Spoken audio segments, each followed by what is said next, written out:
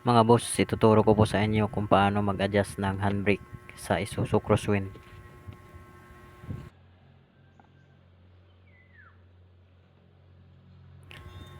Yang binilugan ko mga bossing, yan po yung adjuster.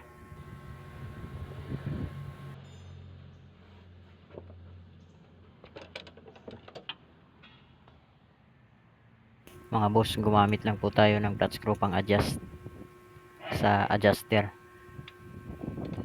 Ang gagawin natin mga bossing, sisikwatin lang natin pababa. Yan, iikot yan mga bossing pag sinikwat natin pababa. Tapos mga bossing, tansahin lang natin. Mga 3 ikot, 4 na ikot.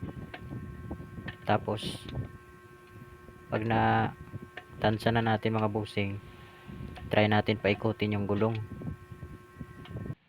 Baka kasi sumobra yung adjust natin, hindi na natin maikot yung gulong. So, dapat tansahin lang natin, tapos paikutin natin.